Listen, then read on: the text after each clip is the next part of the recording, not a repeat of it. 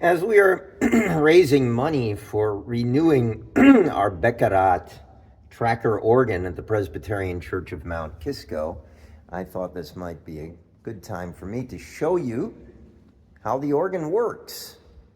What you see there as we're walking towards the front are the front facade of pipes.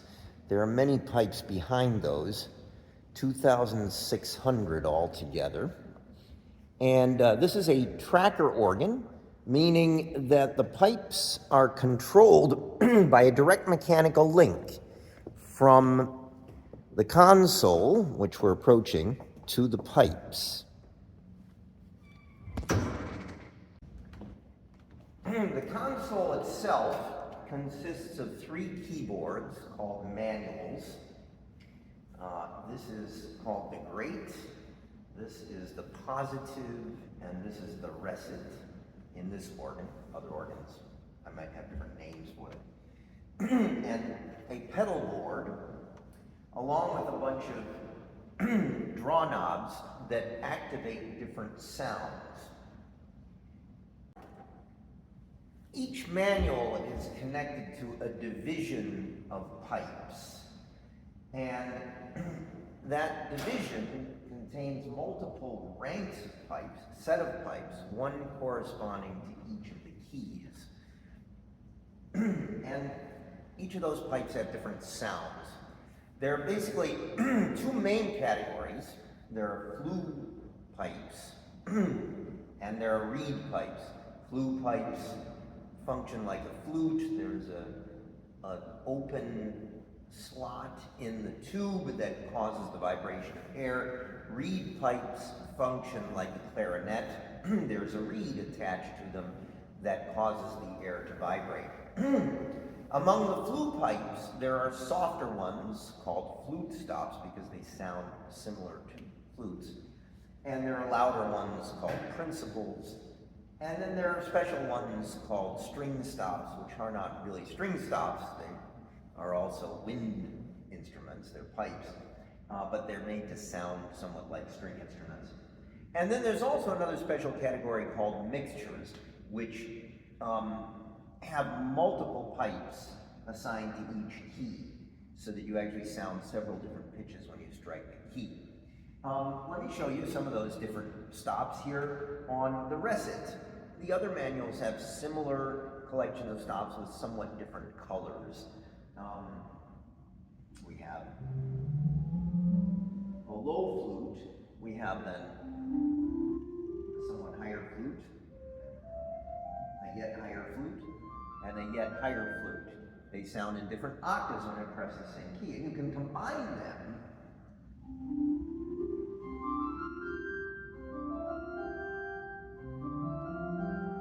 so we get different resulting stops.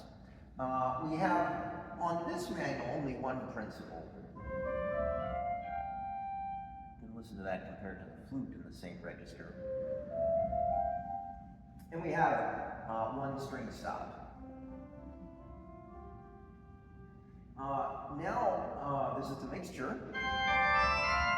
And the mixture is usually, or pretty much always used in combination with other stops.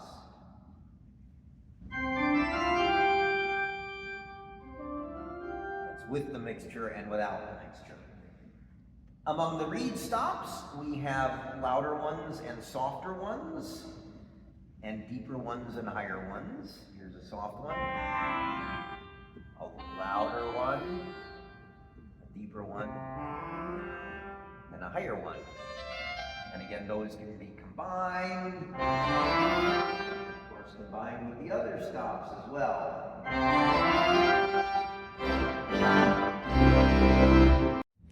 Now we're going to work our way into the pipe work, but first let me let you see a glimpse of it here.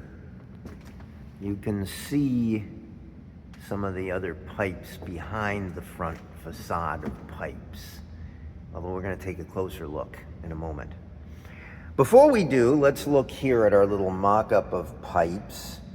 This shows some of the different types of pipes that you can have, different shapes, different sizes. And they are inserted in this toe board here And beneath this toe board is a chamber of air that's pressurized to a fixed pressure. In the old days, you used to have humans pumping bellows to keep the pressure steady. Now we have electric blowers. And they are activated by opening little doors. Each pipe has two doors. One is activated when you activate the rank. The other is activated when you press that key. And both of those have to be activated, of course, to sound the pipe. Okay, now we're gonna proceed on into the chamber here.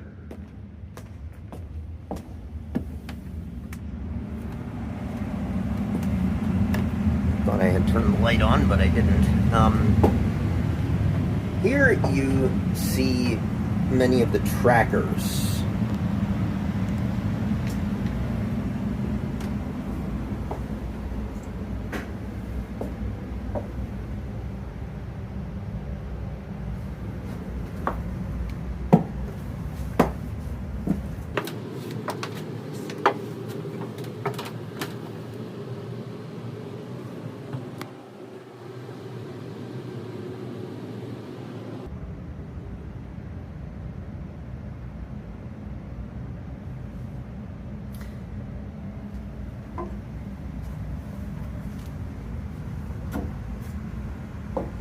Now we're going to head up to the second level where we have some of the pipes. There's a third level with even more pipes.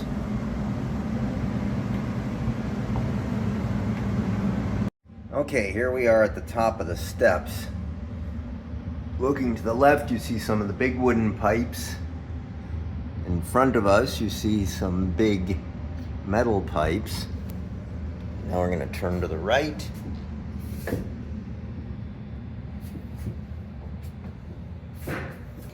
And you see more big metal pipes here.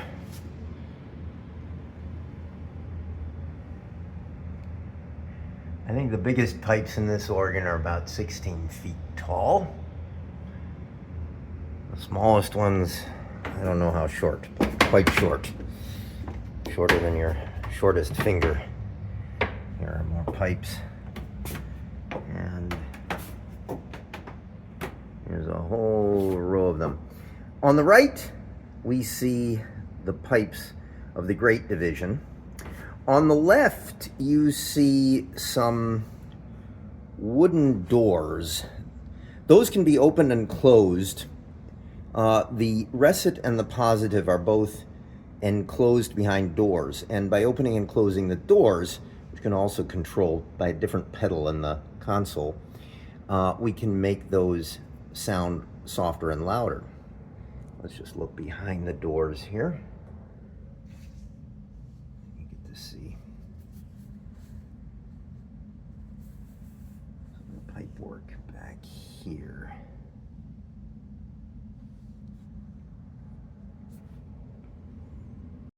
Looking back at these pipes in the grate, you can see the toe boards here.